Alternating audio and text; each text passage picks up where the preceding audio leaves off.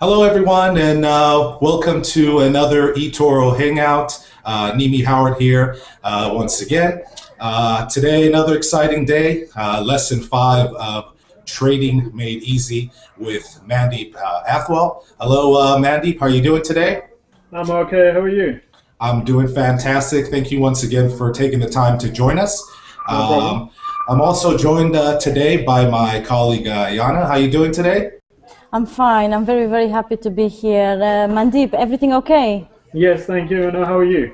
I'm fine, guys. Thank you very much. Good. Good. Well, guys, before we get started, just real quick, lesson 5, as I said, exciting day today, talking about charts. I won't get too much into it, let Mandeep tell you all about it, but today is going to be an exciting lesson, looking at charts, identifying trends, looking at possible entry points and so forth. So without further ado, Mandeep, let you get started. The floor is yours. Thank you, Nimi. Okay, guys, as always, let me start sharing my screen. Can you see my screen? Yes. Yes. Okay. So this is Trading Made Easy with myself, Mandeep Athwal or Mani Athwal. This is our disclaimer. Please take a couple of seconds to read through it because we don't want to have any claims put against myself or eToro because we are here for educational purposes only. And any advice given here will be for education purposes only, not for trading reasons. Okay, today, lesson 5, reading charts, entering trades, and managing risk to reward. Before I go into reading charts, I just want to recap on what we talked about last week. Last week's lesson was on eToro's platform, and I'm sure you guys have learned enough to start trading on eToro's platform if you wasn't trading, and if you was a member before, then I'm sure your knowledge about the platform was enhanced. Now, today we are going to talk about charts.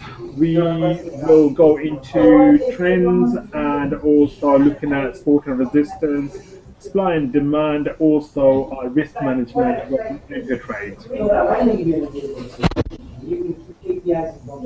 So we'll start with types of trends on the markets. Well, we have 3 types of trends. We have a downtrending market, we have an uptrending market, and we have consolidation or sideways market.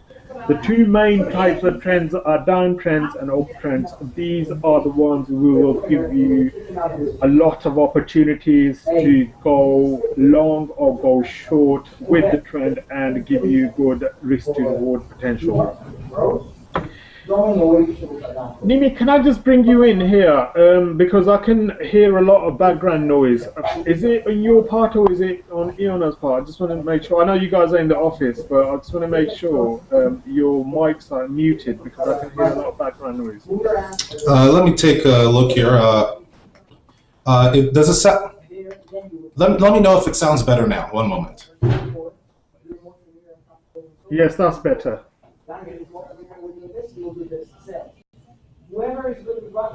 Okay, guys, I'm going to carry on here. Okay, so we have 2 types of trends here on the screen, which is downtrend and uptrend. Now, when we talk about downtrends, what we are typically looking for is a market which is going down in price. The market would typically produce lower highs and lower lows. What I mean by that is when the price makes a level, it will produce the next level with a lower price, and also on an uptrend market it will do the vice versa. So in other words, on an uptrend market the price would be going up and it will produce higher highs and higher lows. Now, I just want to show you an example here. This is the current euro-dollar chart. Nimi, I can hear that background noise a lot again. You're still able to hear it? Yes.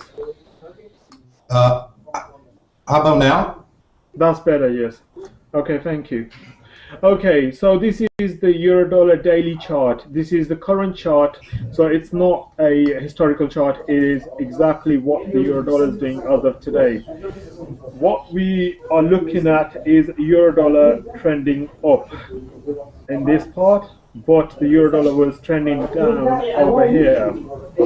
Now, when I say uptrend and downtrend, and when I was talking about lower lows and lower highs, and higher lows and higher highs, as you can see, when the market is trending up, we have a higher high, which is this one here from this, and then we have a higher low, which is from here. Then we have another higher high from this higher high and a higher low from this one. So in other words, this is showing us that this market is trending up.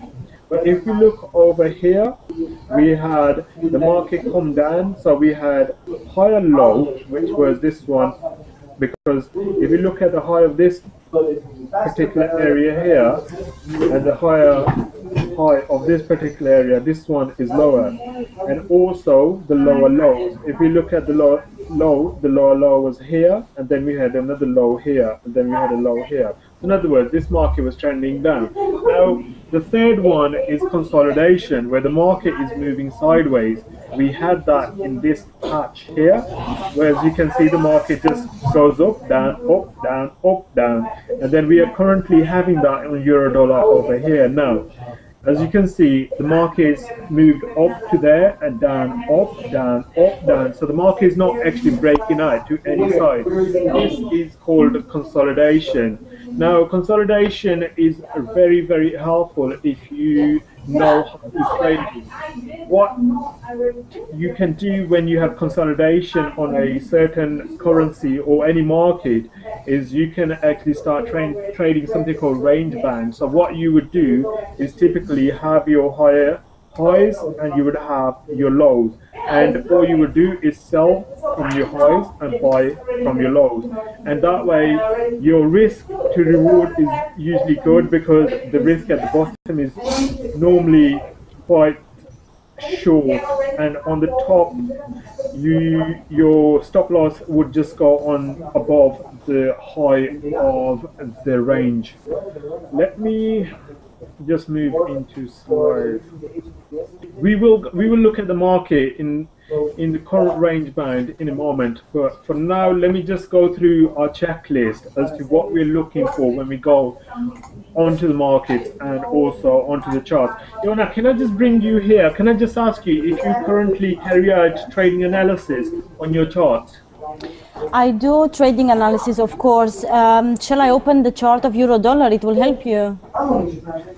No, it's okay. I just want to know what you actually go through whilst you're doing your analysis. I check, most of the time I check the support and the resistance. Not always is very easy for me to locate the strong points of this support and resistance, but I'm very interested if the market is strong enough, it will break through a resistance, it will give me a message. If it breaks through support, again it gives me a message. How should I go, up or down, buy or sell? Okay, so you use typical support and resistance. Yes, I always try. And do you follow the trend? I follow the trend on the long term, yes. Okay. When you say long term, what time frames do you use then? Long term can be, I don't know, 30 days, 2 months, 6 months. I remember last year, 2 years ago, when everything happened with Greece, it was a matter of months till the euro actually, everyone thought it's going to fall apart. So I was, on my practice account, I was selling from the moment Greece was bailed out for many months. That was long term for me.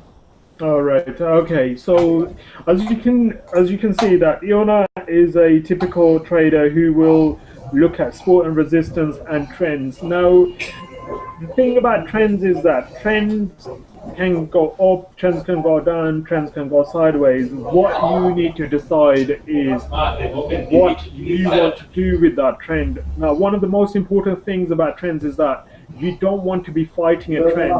If you do, you will not be making money on a longer run, because a trend will always give you, if you go with the trend, it will always give you more profit than if you are trying to counter trend trade, because one of the things about trends is that institutions and majority of the market is with the trend. That is why the trend is taking place. Otherwise, the trends wouldn't be happening. Now, on a typical day, now when we go to the market, what we do is we want to look at our chart. Nimi, someone's mic is very loud. I can hear a lot of background noise, and our viewer is going to be able to hear that too. So can we just mute that down somehow, please? Let me know if this is better right now. Yeah, it's better now, but then it goes up again. Can you hear it now? No, it's better now. Yes, if we leave it at that, then that's better. Also for me, it's better now. And how about this? That's even better. Yes. Yes. Okay. So what we would do when we go to look at the charts, we will have a checklist. We will bring up a chart and we will identify a strong move in price from pivot low to pivot high. I will show you this on the chart how to do this. Then we will identify the origin of the strong move in price, and then we will determine our profit margin, and lastly we will plan the entire trade. Now, if we go to the chart, Manny? yeah, sorry, can you hear me? I can hear you. Guys, give me one moment here. I'm sorry for this. I'll step away for one moment. Please continue, okay? No problem. Okay, thank you. Thank you. Carry on, Manny. Okay, yeah. So we have our daily chart here. So typically what we're looking for is a strong move down or strong move up. Since this market is moving up, what we're looking for is a strong move up in market. So as you can see, we had a strong move up here, we had a strong move up here, and we had a strong move up here.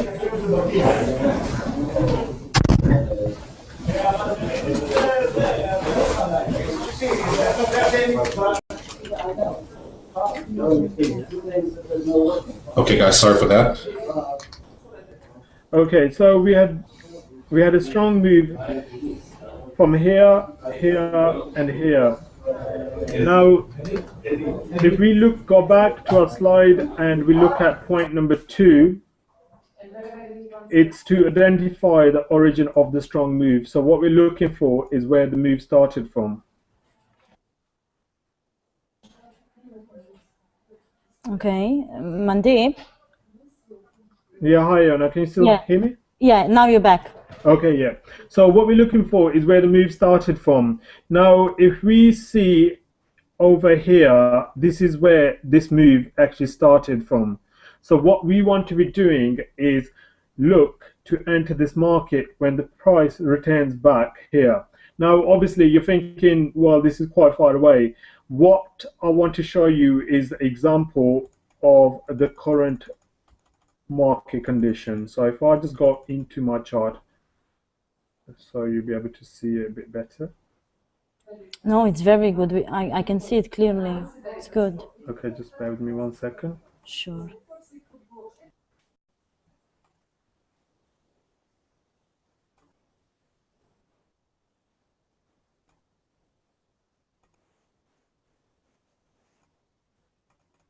Okay, can you see that clear?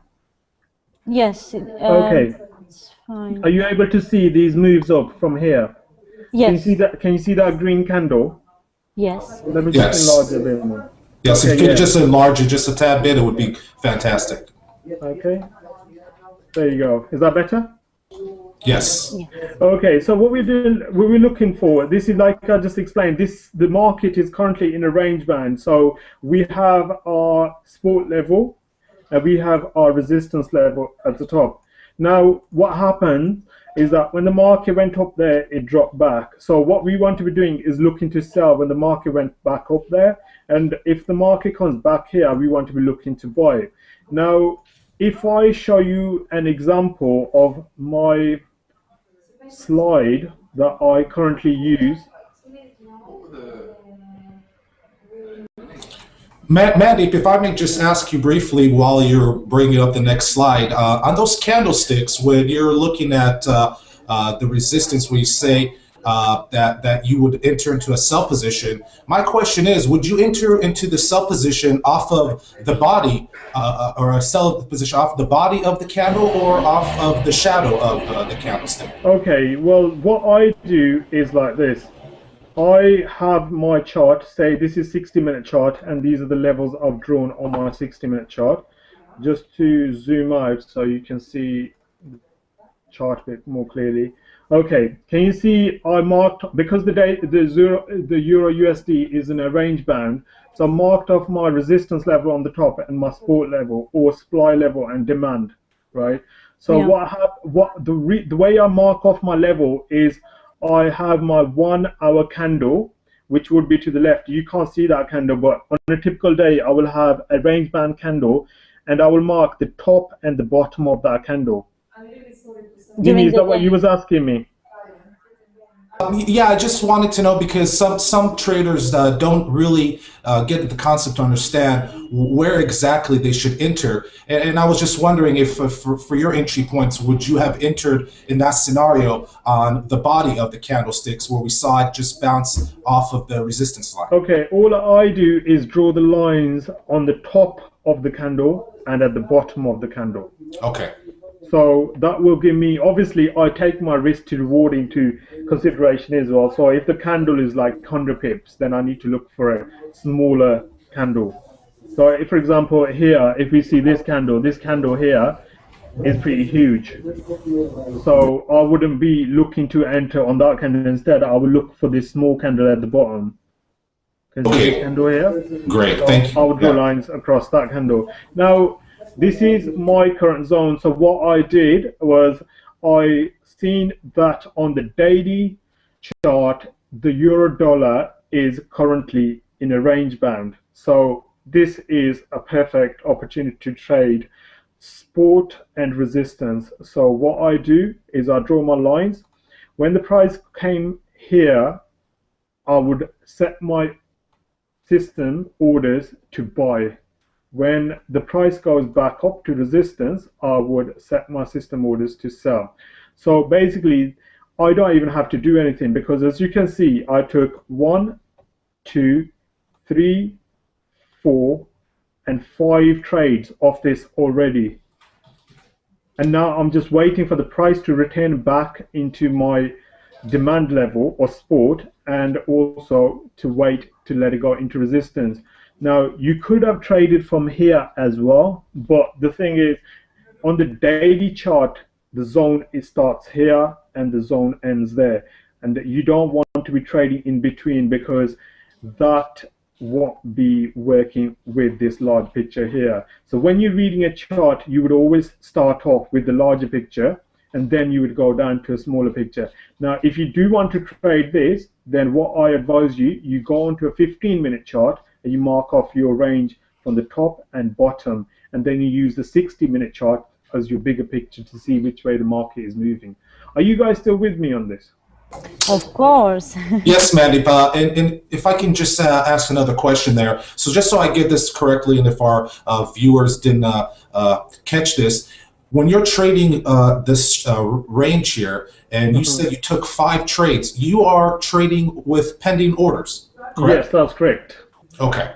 Because as you can see here, the market just came, I think my order was sitting at 32.65, and the market came down to 32.64, and I got filled in by a pip, and it moved 100 pips. So wow, just that 1 pip got you in. Yeah, huh? Wow, fantastic. And then on the top, I got filled from there, and the price came down here. Now, obviously, you need to know exactly where you need to enter and where you need to get out. So we talked about our entry. Our entry would always be the line, which is the distal line. So we call this the distal line. So you would set your order here to buy, and you would set your order there to sell. Yona, are you still with me on this? I am with you, and I'm listening. It's very interesting. I want to mention that I am familiar with the terms of a pending order. However, can you imagine that on my practice account I've never used it? Maybe one time. Oh, okay. Well, pending orders, all they are is that, say, for example, if you was to buy euro dollar now, you Yes, would have two choices. Either you can buy the euro dollar now at 33.19 or whatever the price is currently. So you buy, click, or you click sell. Sorry, you click buy or click sell. Now, Nini yes, explained this to us last week when he said that the other way you can do this is put a price into the system. Say, for example, if we want to sell this euro dollar when it gets to 33.72, so in what we would do is we will go in and put an order in the system. So if the yes. market went up to 33.72, it will automatically sell it for us. Sell it, And yeah. also if the market came down, if we had an order setting to buy, it will buy it here. Now, this is one of the ways you can trade. The other way you can do it is you can sit in front of your screen, wait for the price to get into your level, and Yes, then you can sell it that way. I don't advise you the latter because, like this one here, it would have only took you to blink and you would have not got filled and you would have missed out on 100 pips. So if you have your zones marked off, put your prices in the system and go away from your screens. And when you come back, either you'll be stopped out or you'll be in the profits. Now, that's our entry. What we need to think of now is where we're going to get out, our exit. Our exit. Now, I typically would trade a 2-to-1 risk to reward. What I mean by 2-to-1 risk to reward is that if I'm risking $10, I want to be making 20. I want to look to make $20. As you can see here, my zone is from 72 to 34.03. Now that's typically 70. That's about 28 pips. Now, or I think that's 28 pips. Well, say for argument's sake, if this was 40 pips, what we want to be looking to do is that if the market came up there, can we see if we got filled, would we get 80 pip move down? Now, if we look at this zone starts at 32.65 and it goes up to 33.72, which is 97 pips. yes, So what we can do is we can risk up to 50 pips and also make nearly 2-to-1 risk to reward. Now, what I do is I look for 3-to-1s. That's why, as you can see, my zone here is from 32.46 to 32.65. Now that's 19 pips. So what I look to do is make 40 pips, which would give me 2-to-1, which will be up here. And then I would leave rest of it running to let it go up into that zone. Now, let me just go on to my next slide because it would make more sense to explain how risk to reward actually works. Yeah, and Mandy, when you get a chance after you show the next slide, I would like to get your personal opinion about the fact that there are a lot of traders out there that do not only not know what risk reward is, but they actually invest more to make less. So when you do get a chance, I would very much appreciate if you could just touch upon the importance of using the risk reward ratio. Okay. Okay, so this is a risk to reward formula. I did put this up on the open book as well, so the ones who use it, let me know if it's helped your trading. I am sure we are okay. Here we go. Yeah, we were seeing it now. Okay. Now, what we look for is our risk, a wiggle room, and the total risk with the wiggle room. Now, let me explain each term. yes, Risk please. is when you draw your zone. So we draw this zone here, or this one here. So our supply and demand levels. We'll work out how many pips is it from our entry to the top of the zone. So if we had a zone which is, say for example this one, and say if that zone was 49 pips, so from here to here it was 49 pips, what we would look to do is put our stop loss on top of this line. Now, I don't put my stop losses exactly on the line because the market moves and sometimes overextends by a couple of pips. So it will typically go into the level and it will just shoot out by a pip or two and then come down the way you want it to come down. So what I do, I add extra 5 pips on top of it. I call that the wiggle room. So if this zone was 49 pips and I was looking to sell when the price came into this zone, I would put my stop loss 49 pips plus 5 pips on top. So whatever that price is, 54 pips is my risk from entry. Now, if I had $150 to risk, now $150 is 3% of $5,000 account. This is the most crucial part of trading, working out your risk, because what typically happens is that you see people making 2,000, 10,000, 4,000% profit on their accounts, and you see them traders and you think, they kind of, are the gurus of all gurus in trading. But what you need to take into account is exactly how much did they risk to make that money. Because if you're risking 100% of your account, and I'm sure Nimi will share this with me because we were talking about this yesterday, weren't we, Nimi, that if someone risks their 100% of their account of one trade, they basically put all their eggs in one basket, and one day or another, they're going to go down. I absolutely agree. Yes, we did speak about this. We see this way too many times, as you mentioned, Mandeep, that too many traders put all their eggs in one basket, are not diversified, are overly exposed to the market. And as you mentioned, eventually it is going to catch up to them, and it's quite crucial, as Mandeep said, to have a well-diversified portfolio with the right risk levels. Absolutely. Yeah. Okay. So obviously, trading is a personal business where you guys decide what you want to do with your money. So I can only give you examples of what I do. Now, I don't risk more than 3% of my account at any given time. So if we had $5,000 account, 3% of that would work at $150. Correct. Now, that is the maximum amount of risk I am willing to take on any trade.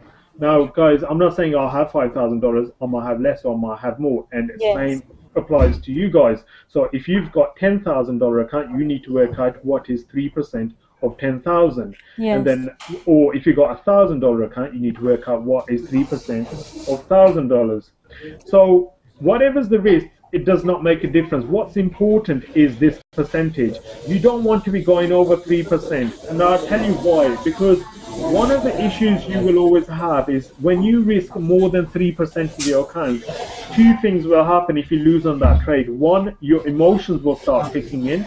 So if you lost money which is more than 3%, you will automatically start feeling really low. So you start chasing the market and start doing all those kind of things that we talked about in our psychology lesson. Nimi, I can hear the background noise again. Okay, let me go ahead. Manny, I have a question. That's okay, yes? Sure. Yeah. Just to make it clear, because this course actually goes out for the clients, and they will come to you, they will come to me, to Nimi, and we will have to clarify exactly. When you said 3%, is this something serious? I cannot go above 3%. What would you suggest? Because the more I invest, the more I can make. The more you can invest, the more you can lose as well. Right? Rule number one in any investment, whether it's trading or anything out there, is not to lose your money. Okay. Right. Okay. So rule number one in trading is to protect your capital. So in order to protect your capital, you need to work out what would be your risk tolerance. Now, if you have a risk tolerance of say 30% or 33%, it would only take you 3 trades and you'll be out of the game. 3 trades, exactly, because 30%, I understand. Thank you. Okay, no problem. So what I do is I risk 3% of my account and I look to make 9% on my account. Now, you would wonder, why would anyone want to risk 3% to make 9%? Well, the Yes. answer is simple, because if I'm wrong twice, I will still be in the monies. If I risk $150 and I make $450, and then if I lose the next time, I'll still be up. But if I'm risking $150 to make $50, I have to lose. Basically, if I lose once, I'll have to win 3 times in order to make that money back, if that makes sense. Okay, it's Yeah? clear now. Yeah, Yeah, thank you. okay. So just to summarize, what you need to do is you need to have a look how much you have in your account every time you take a trade, and then work out your risk. If you don't want to do that every time, what you need to do is work out your risk end of the week, and then use that risk for whole of the week. If you have a $10,000 account, your risk should be $300. And then all you do is go to the market and see if your stop loss is 54 pips here. You would divide $150 by 54 pips. That means you can enter $2 per contract or lot, whatever you trade in. Now, one of the things that you need to take into account is that if you move your stop loss against you, so if you move your stop loss higher, if the price starts going this way, all this goes out the window. Now, Nimi, do you remember we talked about this before, is that when people keep moving the stop loss, the risk management doesn't play in any part, because basically what you planned, you've gone against it, and moving your stop loss will just kind of, wash out all that you had planned for that trade. Yeah, I agree. We spoke about this the other day. It's kind of like saying to the market, come and get me. I'm giving you the chance, come get me. As you mentioned, you have to set your stop loss and stick with it. That is the reason and sole purpose of a stop loss. And we see it too often that too many traders let their emotions get involved and end up moving their stop loss. Before you know it, as I mentioned, as you said, the whole strategy has just gone out the door. Yeah. Okay. So all we do, we come to the market, we mark off our levels, we marked off where our stop loss is going to go. Guys, we keep to our stop loss. Doesn't matter if the market comes against us and takes us out, because when the market comes back in again, we can sell it again. The market will eventually pay you if you follow your plan. But if you keep moving your stop loss, you don't know where the market is going to go and where it's going to stop. I hear traders telling me, oh, I've moved my stop loss because I know the market is going to retrace back that way.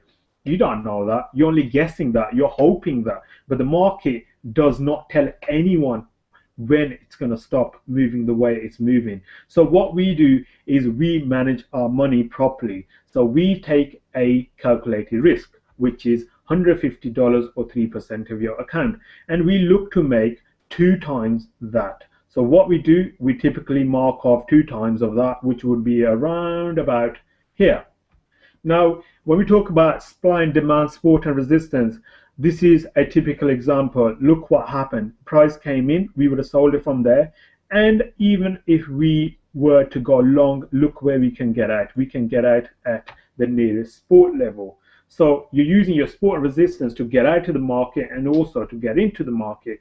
Now, if you were someone who moved his stop loss up there and then you were trying to take your profits out down here, you wouldn't be making any money, because all that will be happening is that you're risking too much money, you don't know where you're entering, and the price might move down and then move up again.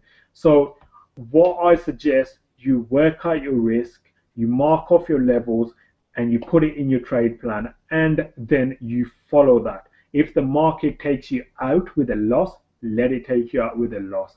If it takes you out with a profit, let it take you out with profit. Don't let emotions get into the game. People move their stop losses when their emotions start playing. If we have a trade plan which tells us I can only take 3% risk on my account, work out your 3% risk, mark it down, and then let the market do its thing. Don't play your emotions by moving your stop loss. I keep saying that, but that is one of the main reasons people fail at trading, because they let the emotions come into play rather than their trade plan. Okay, so what we do, we worked out that our risk is 150, we marked it off, and we know exactly how much we can risk. If we did get taken out, we know exactly how much maximum we can lose. If you don't have a stop loss, you don't know exactly how much you're going to lose. So I'd rather, yeah, sure. Manny, thank you very much. Just to clarify, what you suggest is actually the fact that we should accept some losses. We put the stop loss from the beginning into the A point. Doesn't matter what the market does. I have to accept that it touches my stop loss, and that's it, right? And do better next time. Yes. Okay. And you have to understand that trading is a business. And in that business, our cost is our losses, and our profits is our net profits for the business. Now, if you want to just make money without having to lose any in any business, you would never survive, because in any business, you have to risk money to make money. And trading works the same. But if you are someone who's willing to risk 100% of their business just on one trade, then I don't think that's insane. Very low. That's exactly. It's insane. And obviously, as I keep telling people, the definition of insanity, doing the same thing over and over again and expecting a different result. It's never going to happen. Thank you, Manny.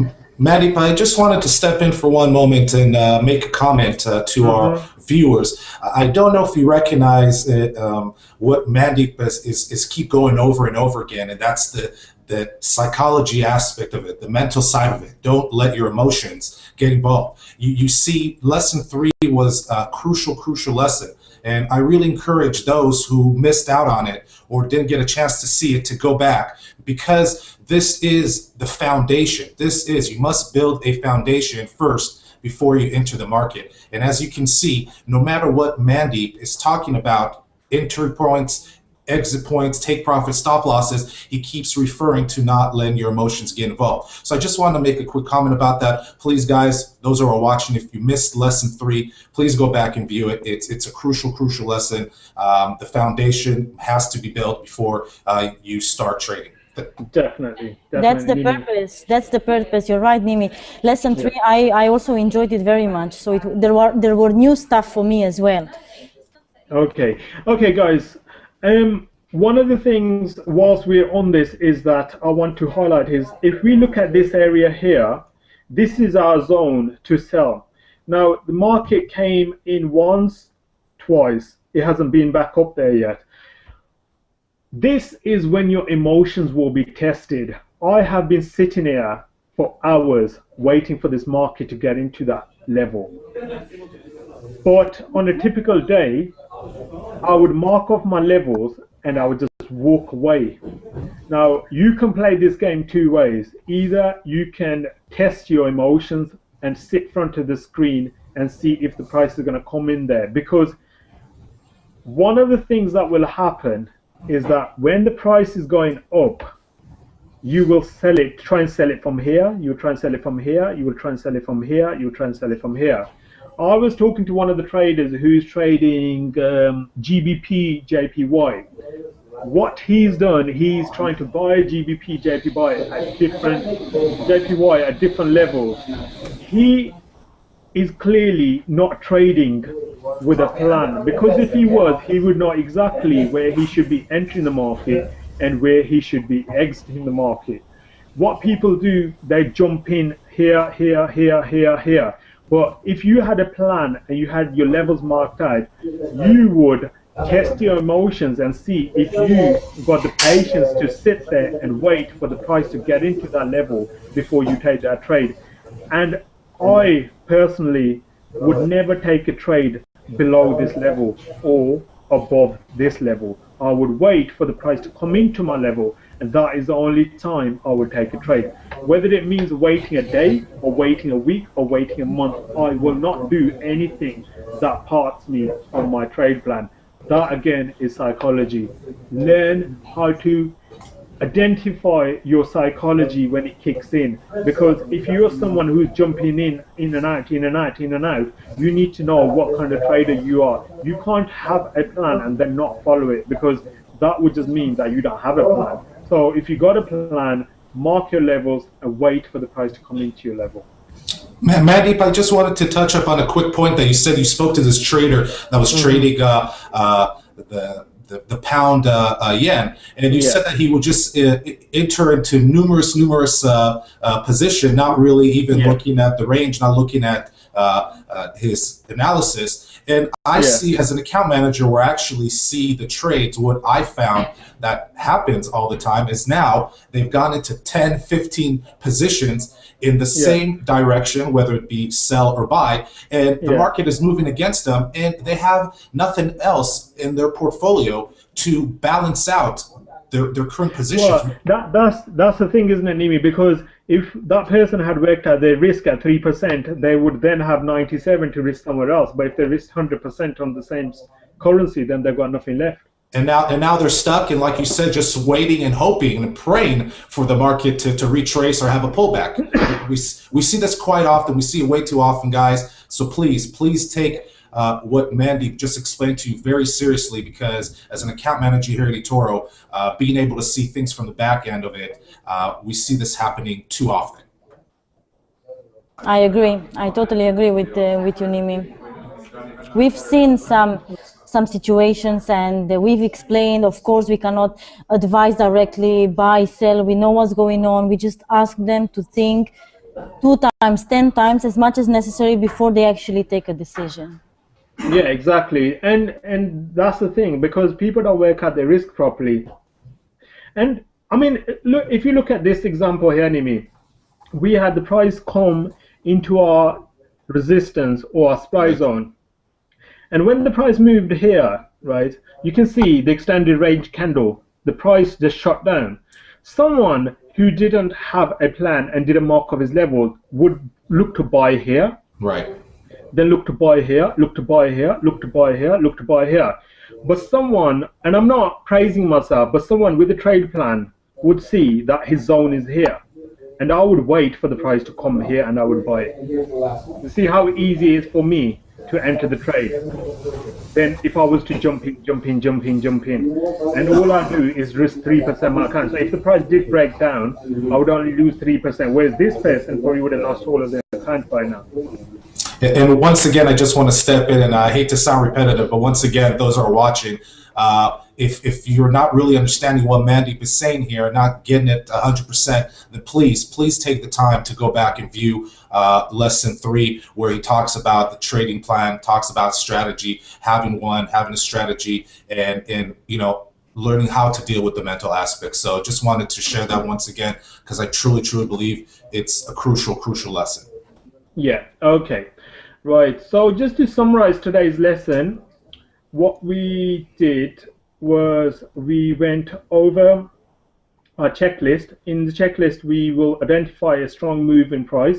As you did on the euro dollar, we had our support at the bottom, we had our resistance on top, or demand and supply. So we identified our support and resistance. We then identified where the price moved from, and as Nimi asked me the question how to draw the zone, and I said on top and the bottom of the candle. So that would be identifying the origin of the strong move in price. And then we determined where our profit margin would be, like I just talked about, 2 to 1 or 3 to 1. And then we planned all our trade. Now, planning the trade was obviously waiting for the price coming to our level, and then we would hit buy, or we would have our order sitting there, buy or sell, and the price would just move in our favor, or it would just take us out. One or the other would happen. One of the things I just want to quickly run through is our entry and exit, just a bit more clearly. What I did here is I made a small example of how the price will come into our level if we are selling. So what happens, say for example, the price comes into our level here, and this is our supply level. We would have our stop loss sitting just above that last candle, and we would have the entry here on this line here. Now the price comes in, we get triggered, and obviously if our stop loss doesn't get hit, we would be in profit. On vice versa, if we were to go long, we would see the price come into our demand or support level. We would draw our zone around the candle, which was the lowest candle last time. And also I'll put stop loss just below that candle, which would be 5 pips as the wiggle room. We will let the price come into our zone, we'd buy it and let the price shoot out or take us out. Very simple. We don't need to do anything else. What the rules for our setup is defined by ourselves. These are my rules for my setup, but yours could be different. If you do want to take a screenshot, then I guess you just need to view the video again and take screenshots. And I think that's about it for the day. Oh, just lesson 6 next week. I just want to make sure. Tell us about it. Yeah, next week is our student trade review. So what we're looking to do is we're looking at people's trades, people who have taken trades and people who are looking to take trades on any currency pair. You can send them to my email, which is amaniatwal@hotmail.com, and I will talk about them in lesson next week. Fantastic. Once again, thank you so much, Mandeep, for sharing all your knowledge and experience with us. Guys, wow, lesson 6. I mean, Mandeep is actually telling you, you just saw, send me your trades. I will review, I will look over your trades, and we will speak about it. So please take advantage of this. This man has many years of experience, has a lot of knowledge in the market. Take advantage of it. He's offering this to you, so please do. Mandeep, once again, I want to thank you so much. No problem. Learned a lot today. I'm sure Yana did as well. I'm sure our viewers learned a lot. So once again, thank you guys for joining. Thank you, Yana, for joining as well. It's always a pleasure to have you join us. So with that being said, lesson 6 next week, Thursday, 12 GMT, same time, same place. Can I just make one more point? I just want to say that if our viewers do have any questions, or if there are any lessons that we've done so far and they didn't understand it fully, and if you do want us to go over it again, then you do need to write in to Nimi or myself and let us know. If we do get a demand for 1 lesson or 2 lessons, then we can run over those again. Yeah, and guys, if you don't have my email, you can actually find me on the open book at Nimi H eToro. You can also find Mandeep on the open book, as well as Yana. Please come to our walls, share your thoughts, share your questions. This is what the open book is all about. This is what we're here for. Mandeep would be more than happy to, myself and Yana, to answer any questions, discuss anything that you may inquire about. So if there's no more questions, like I said, once again, next week, lesson 6, same time, same place, 12 GMT. All right, guys, so thank you so much. Enjoyed it. It's always a pleasure. And I look forward to seeing you guys next week. Okay, bye-bye. Before we go, there's something I would like to share with you. If any of our clients are actually browsing our names on YouTube, they can find us. So I'm regularly checking the comments from clients, and I will let both of you know, okay? On YouTube. Okay, perfect. Okay, great. Okay, we are ready to go now. Thanks for that, guys. All right, we'll see you next week. Bye-bye, guys. Okay, bye. Bye-bye. Bye-bye.